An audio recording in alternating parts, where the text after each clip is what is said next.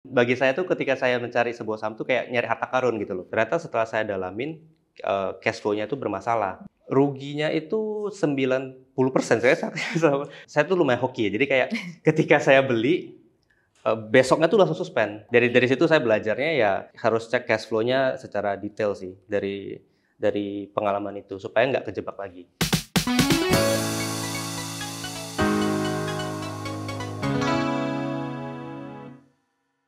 Oke, gimana nih market hari ini? Mantau nggak sih, Felix? Enggak, Tapi nggak tiap hari mantau berarti ya? enggak Kalau tiap hari crash mantau. gitu kayak biarin aja? Ya kalau misalnya ada murah baru beli. Kalau mantau itu sebenarnya dari grup sih. Jadi kadang di grup ada Oh. nih, "Apa gimana nih marketnya?" Baru aku lihat gitu. Oh, justru ada yang ngomong gitu ya? Ya, jadi kadang-kadang lebih kayak gitu. Oke. Tapi biasanya sehari-hari jarang mantau. Jadi secara mental lebih aman ya sebenarnya? Lebih aman, betul. Kalau makin Oke, mantau oke. makin Oh, makin ini gatal gimana ya? nanti. Iya, Iya, iya, betul, bener. betul. Oke, oke. Oke, Aman? aman. Oke. Selesai. Game set. In 3, 2, 1, and action. More than just a hidden gem, welcome back to Hidden Masters bersama saya Ardina Glenda. Please welcome Felix Haridinata. Halo. Hai Felix. Halo Kak. Thank you udah boleh main ke Thank kantor you. Midas Cuan ya. Thank you juga sudah hadir. Tentunya. Apa kabar Felix? Baik, luar biasa. Oke, Felix dikenal juga sebagai founder ya dari Midas Cuan. Ya, betul. Dari kapan sih Midas Cuan ini berdiri? Midas Cuan tuh dari 2021, jadi waktu Covid. Oh, waktu COVID. Waktu Covid. Tapi betul. kenal saham tentunya dari tahun kapan nih? Kenal saham itu dari mungkin waktu SMA ya, jadi udah sekitar 2013, 2014. I see, jadi udah 10 tahunan dulu lumayan lah ya. Oke. Lumayan. Belakangan ini sibuk ngapain aja nih Felix? Apalagi kalau market lagi agak-agak kacau kayak gini. Belakangan sih kesibukan saya ya selain riset-riset emiten juga ngurusin komunitas di Midas. Jadi ya kita kan di Midas kan kita ada sharing-sharing kayak kita bikin riset tentang saham tertentu gitu, kita post ke member kayak lebih banyak kayak gitu sih sekarang akhir-akhir ini. Midas sudah berapa member sih, Felix? Sekitar 1000-an. Oke, itu maintain sendiri atau ada tim juga nih? Ada tim, jadi kita ada tim juga. Oke, jadi Betul. kalau di Midas Cuan sendiri kegiatannya ngapain aja sih? Kemudian tujuannya untuk member itu seperti apa? Jadi kalau di Midas itu, kalau membernya itu setiap minggu kita ada Zoom. Jadi Zoom kita bahas kayak kondisi market sekarang gimana, terus kira-kira emiten, ada nggak emiten yang menarik gitu. Kalau misalnya nggak ada ya udah kita bahas emiten in general aja. Jadi kayak misalnya kita mau kemarin kita ngulik tentang asuransi, industri asuransi, kita pelajari tentang asuransi itu apa yang harus dilihat, kemudian matriks kuncinya apa, terus bagaimana bisnis modelnya gitu-gitu. Nah itu setiap minggu kita ada Zoom seperti itu dengan member. Jadi saya sambil belajar juga kan, saya sambil sharing ke teman-teman di membership. Oke, Lebih banyak gitu. mendirikan Midas tuh sendiri atau dengan teman waktu itu? Awalnya sharing-sharing sendiri aja kayak awalnya kan bikin kayak di Stockbit, kemudian di Instagram gitu kan kayak sharing aja tulisan-tulisan. Jadi tadinya individual single post gitu. Awalnya. Cuma kelihatannya setelah berjalan kayaknya ada demand nih. Jadi ya udah diseriusin gitu. Oke, melihat keinginan pasar ikutin. Betul. Ada peluang kita hajar.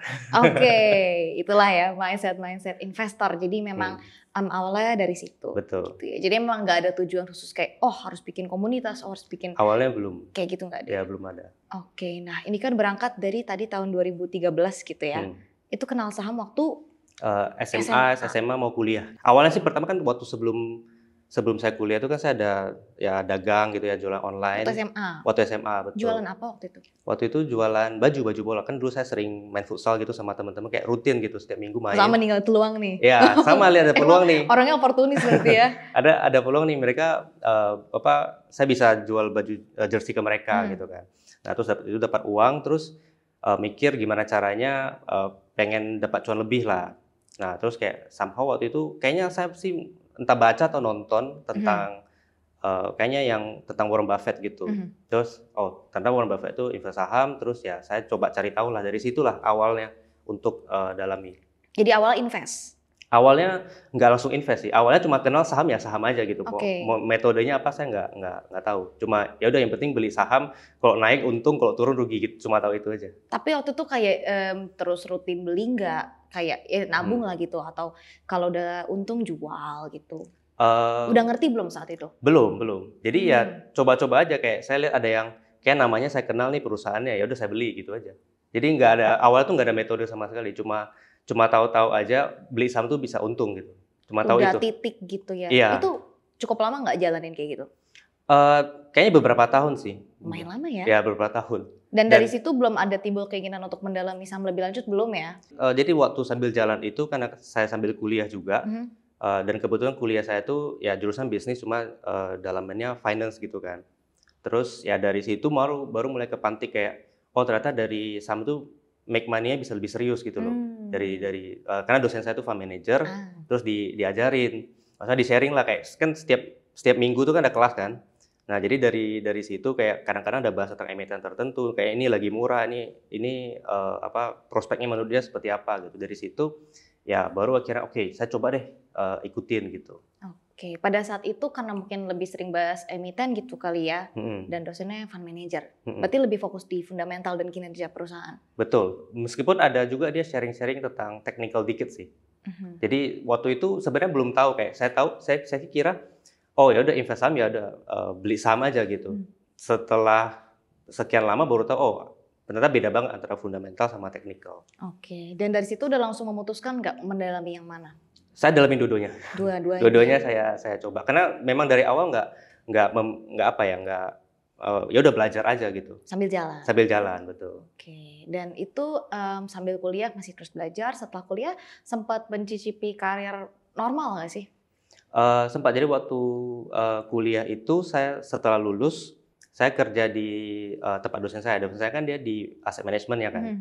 Nah cuma saya di brokernya. Saya kerja di sana, magang gitulah dari awalnya dari analis gitu. Saya coba belajar dari sana lebih dalam. Jadi karirnya awalnya di situ dulu. Awalnya berarti sempat jadi analis. Sempat. Berapa cuma lama? Bentar, nggak nyampe 2 tahun, setahun kurang dikit. Kenapa tuh akhirnya memutuskan untuk berhenti? Nah, memutuskan untuk berhenti karena kurang suka ya. Nggak sukanya kenapa nih? Sebenarnya sukanya tuh ya kita pelajari emiten, saya suka gitu mendalami bisnisnya gitu. Cuma yang kurang sukanya tuh kadang working hours-nya benar-benar panjang gitu. Kadang-kadang sampai malam ya dalaminnya dan setelah dipikir-pikir saya tuh nggak pengen hidup kayak gitu. Nah, nggak pengen kerja sampai malam gitu. Ya jadi itu akhirnya ya saya mikir-mikir kayaknya saya bisa tetap make money, tetap invest saham tanpa saya harus jadi analis. Saya mikir kayak gitu. Ya udah, saya keluar.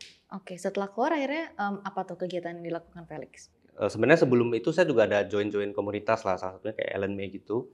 Nah terus pas pada saat itu ada buka lowongan, ya udah saya coba apply aja, diterima gitu. Jadi analis juga? Ya lebih kurang job desk-nya sebenarnya waktu itu lebih ke coach sih dia bilang, coach itu kan. Tapi kerjanya juga ya ada analisa juga, ada sharing materi juga gitu. Oke, jadi sebenarnya mirip-mirip ya. Nah mirip-mirip. Di komunitas Ellen May itu berapa lama Felix? Kayaknya 1,5 tahun 2 tahun deh, sekitar itu. Sekitar itu. Akhirnya keluar lagi? Akhirnya keluar lagi, ya. Kenapa keluar lagi? Udah bosan. Jadi anaknya suka bosenan, atau mungkin emang nggak suka dengan rutinitas yang terlalu terikat Iya, gitu, betul. ya. Ya terus akhirnya ya saya keluar. Saya sih bersyukur waktu itu portonya udah lumayan. Jadi even kalau misalnya saya hitung-hitung dari dividen aja kayaknya udah cukup nih. Maksudnya untuk hidup bulanan sehari-hari gitu ya. Udah tabungan lah intinya kayak gitu.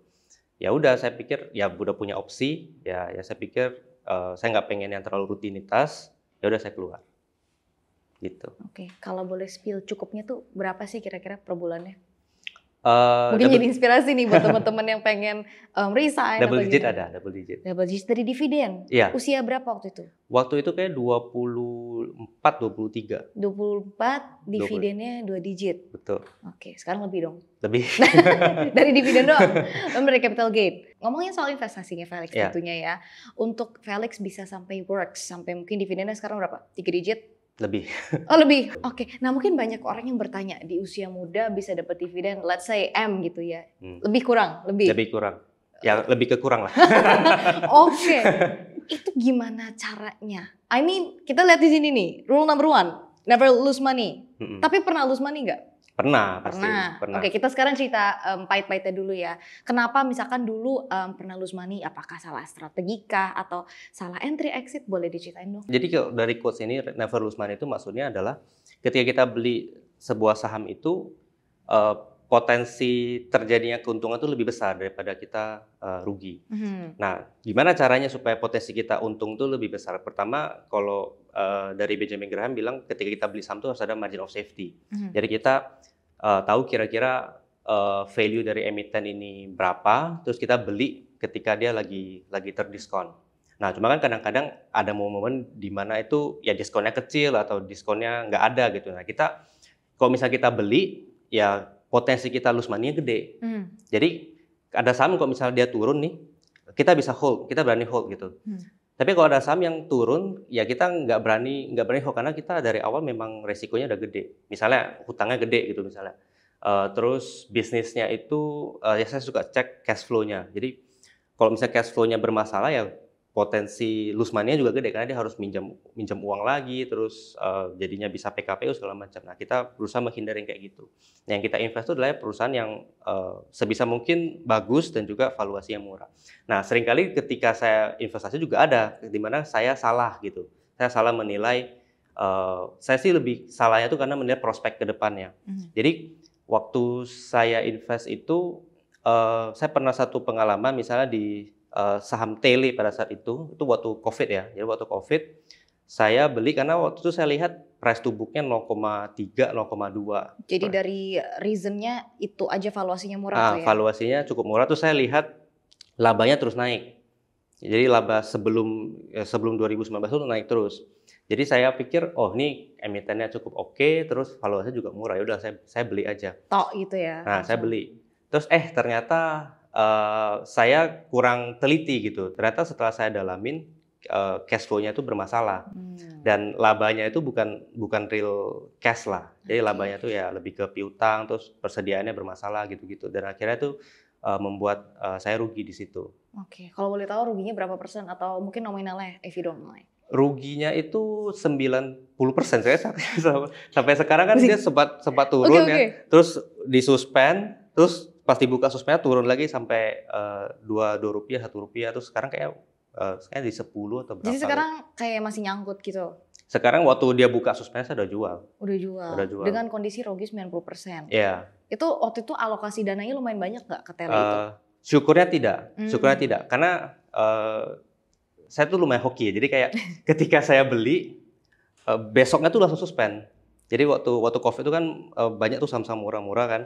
Terus salah satu yang saya lihat yang murah pada saat itu saya beli, ternyata besoknya suspend. Jadi saya nggak sempat beli banyak. Dari situ saya belajarnya ya harus cek cash flow-nya secara detail sih dari pengalaman itu supaya nggak kejebak lagi. Oke, jadi dari pengalamannya Felix itu yang pertama pasti selain GCG gitu ya, labanya juga mesti ditelaah itu tuh dari mana. Gitu ya. Kemudian future prospect-nya. Betul. Nah, dari semua ini ada lagi nggak sih faktor lain yang Felix lihat untuk pembelian saham, misalkan selain dari valuasi dan kinerja? Nah, sebenarnya dari situ aja sebenarnya udah banyak kan, GCG, kemudian ya manajemen, produk juga kita lihat. Kayak target market dari produknya itu siapa gitu. Kenapa orang pakai produknya dia, kenapa bukan kompetitor, pembedanya apa, terus dari situ sebenarnya sudah banyak banget. Dan salah satu yang saya belajar harus didalami banget tuh future prospect sih. Jadi kayak kita jangan beli saham tuh cuma karena lihat kinerja masa lalu, kan ada perusahaan yang masa lalunya itu bagus banget gitu kan. Terus setelah di-compare dengan sekarang harganya lagi murah, kita beli. Padahal sebenarnya kok kita telah lebih dalam, ternyata ke depannya itu potensi untuk dia tumbuh atau potensi untuk dia bisa dapat market share yang lebih besar, labanya bisa meningkat, itu ternyata sangat-sangat kecil gitu. Nah, atau mungkin perusahaan itu udah fase decline. Kalau misalnya fase decline kan sebelumnya kan dia memang naik terus ya, kinerja naik terus, tapi udah mulai decline ya, kita kok misalnya kita beli karena kinerja masa lalu ya kita jadinya terjebak. Nah, banyak ketika kita berinvestasi di, misalnya pakai fundamental atau apa, kita sering kejebak lihat fundamental di masa lalu itu begitu indah gitu. Sehingga ketika kita tidak mempertimbangkan future prospect. Nah, bagaimana kita pertimbangkan future prospect-nya? Ya kita lihat produknya, target market-nya. Kayak ini nyasarnya siapa, terus kenapa orang pakai dia, dan seberapa besar market yang dia bisa capture ke depan. Nah, itu menurut saya lebih penting daripada misalnya soal kinerja di masa lalunya. Valuasi kadang-kadang ya kok saya temuin, ya mungkin ada emiten yang valuasinya murah, tapi prospek ke depannya ya kurang. Oke, dan ini kayaknya menjadi banyak problem dari value investor sekarang itu yang terjebak valuasi dan yang murah gitu, tapi ternyata future prospectnya ini tuh aspek yang mereka ketinggalan gitu ya. Betul. Itu kan cerita lose money. Kalau cerita gain money, pasti pernah juga dong yang sukses, orang dividennya aja segitu kan ya. Orang pasti nanya, perlu modal berapa supaya Felix bisa mendapatkan dividen yang let's say 3 digit gitu? Sebenarnya tergantung.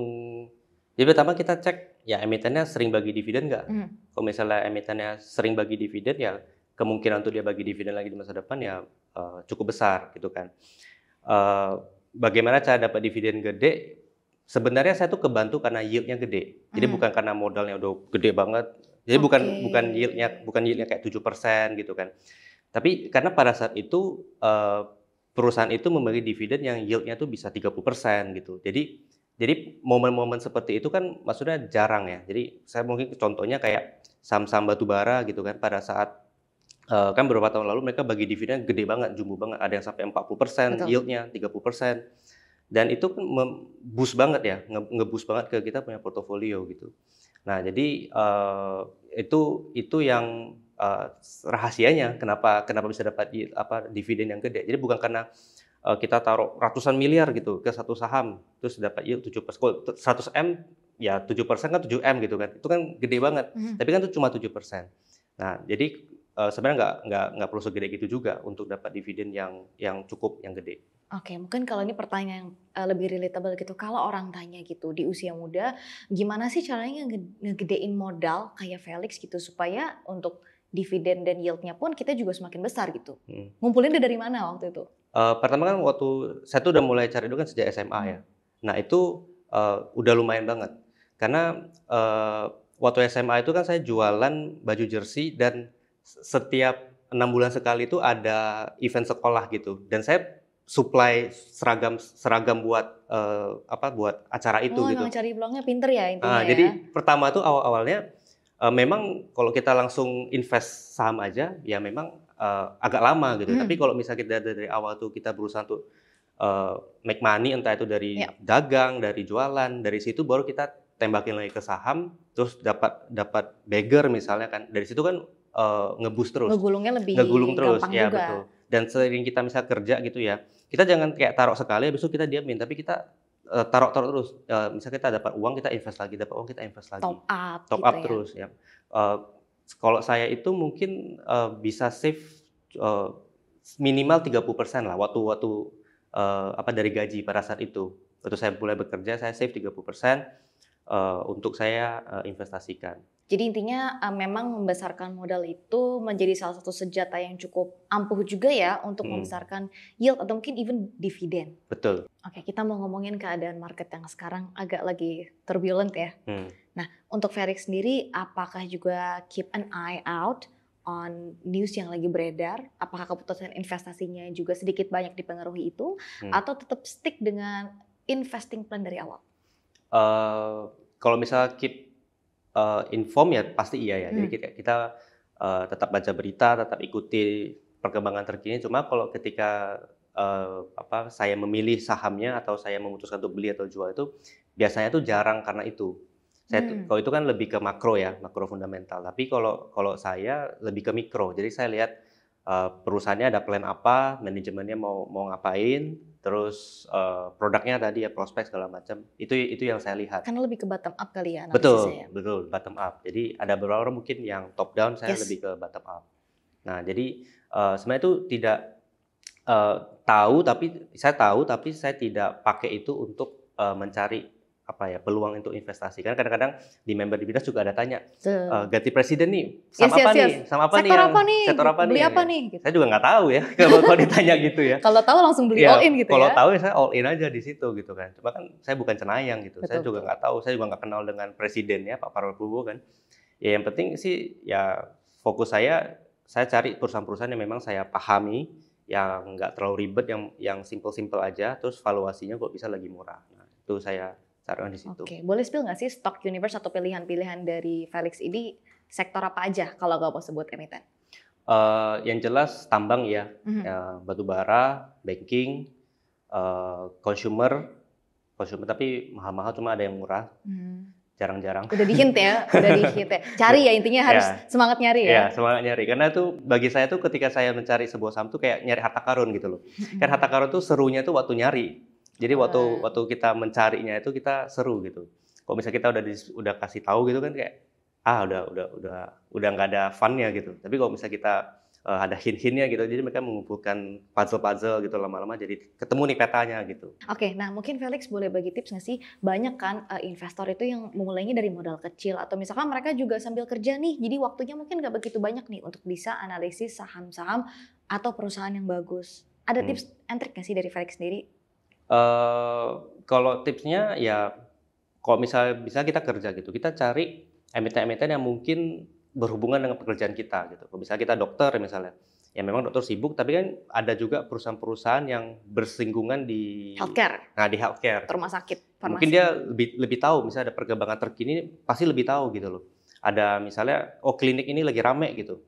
Pasti tahu, atau rumah sakit ini plannya lagi mau apa. Mereka pasti lebih cepat dapat informasi. Karena kan kalau misalnya kita investor publik yang di luar, mereka dapat informasi kan mungkin ya paling 3 bulan sekali lewat laporan keuangan atau mungkin lewat public expose gitu kan. Mulai dari situ dulu sih. Jadi nggak usah, misalnya kita sales mobil gitu, ya kita kayaknya nggak usah pusingnya soal healthcare dulu gitu, karena ini di luar kompetensinya kita kan. Tapi kalau misalnya kita udah sales mobil, kita tahu mobil ini rame, ya udah kita cari industri mobil itu, misalkan bukan hanya mobilnya aja ya, tapi juga spare part-nya, leasing-nya, itu kan banking-nya itu kan juga berhubungan semua. Ban misalnya itu kan, jadi kita lebih taunya lebih banyak. Jadi strategi pick and shuffle tuh harus diterapkan gitu ya. Dan setuju ya Felix kalau misalkan di setiap sektor tuh pasti ada hidden gem-nya gitu ya. Jadi harus rajin. Harus rajin. Oke, nah untuk Felix sendiri ada nggak sih milestone pribadi yang ingin dicapai dalam 5 tahun ke depan? Mungkin financially atau ada bucket list? Kalau financially saya pengen 10x lagi, jadi dari porto saya harapannya 5 tahun ke depan bisa 10 kali lebih gede. Kalau misalnya yang lain mungkin saya pengen jalan-jalan keliling dunia kali. Oke, udah ada plan nih next destination-nya kemana? Ke Jepang lagi, terus ya ke Eropa, ke Australia segala macam lah. Oke, nah Felix boleh dibagikan nih tips ke sahabat Miraset supaya don't lose money. Pertama, know what you buy. Jadi teman-teman tahu apa yang teman-teman beli, saham yang teman-teman beli itu apa. Jadi bukan karena ngikutin orang gitu. Misalnya kayak teman-teman mungkin ada yang di Midas atau di komunitas lain, oke, teman-teman dapat referensi segala macam, tapi teman-teman juga harus pelajari sendiri lagi, harus dalemin lagi. Jadi know what you buy. Yang kedua adalah beli ketika valuasinya murah berdasarkan prospek di masa depan. Jadi jangan hanya lihat kinerja di masa lalunya, tapi juga lihat prospek di masa depan, supaya kalau misalnya di masa depan yang meningkat nih kinerjanya, jadi kita beli yang kita yakin 3 tahun, 5 tahun ke depan kinerjanya itu kinerja laba bersihnya ya bisa significantly higher. Jadi 3-5 tahun ke depan laba bersihnya bisa secara signifikan lebih tinggi dari sekarang. Jadi bukan hanya 3-5 tahun cuma naik 5% kinerja laba bersihnya, tapi bisa naik bisa double atau triple gitu. Kita kira-kira yakin bisa achieve itu, ya kita baru berinvestasi di situ. Jadi dengan dua itu saya rasa kemungkinan untuk lose money-nya nggak terlalu besar. Jadi dengan begitu ya lama-lama nanti ke compound sendiri juga portofolionya. Jadi kita nggak usah tergiur misalnya dengan orang lain yang investasi saham yang nggak terlalu jelas tapi untungnya gede gitu. Itu pada saat itu untung, tapi kan di saat lain bisa jadi nggak untung kan.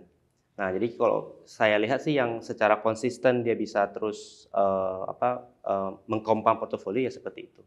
Oke, Felix, apa sih definisi mapan untuk Felix? Mapan yang jelas punya uang, punya uang dan juga punya kestabilan emosi kali, dua. Punya uang dan punya kestabilan emosi. Oke, nah satu lagi sebelum kita games ya, definisi sukses untuk Felix. Ya, yang pertama definisi sukses itu ya jelas punya uang lah ya. Kalau misalnya punya uang ya kita bisa punya opsi, kita bisa punya kebebasan. Yang kedua adalah punya waktu, karena kalau misalnya punya uang nggak punya waktu, ya kita jadinya terkekang gitu kan. Tapi kalau misalnya kita punya uang, punya waktu, kita lebih bebas. Terus yang ketiga adalah punya cinta. Jadi kayak orang yang kita cintai mencintai kita kembali. Kalau enggak kan bertepuk sebelah tangan. Ya, kita nggak pengen bertepuk sebelah tangan. Percuma punya uang, punya waktu, tapi nggak punya cinta ya. Jadi returnnya tetap harus ada ya. Oke. Ya jadinya kosong hidupnya. Kalau bisa 3 ini terpenuhi, saya rasa tuh hidup sukses. Oke, thank you Felix. Kita ke sesi games ya. Segmen games kali ini adalah beli atau jual. Yang pertama, investasi di sektor EBT. Belum.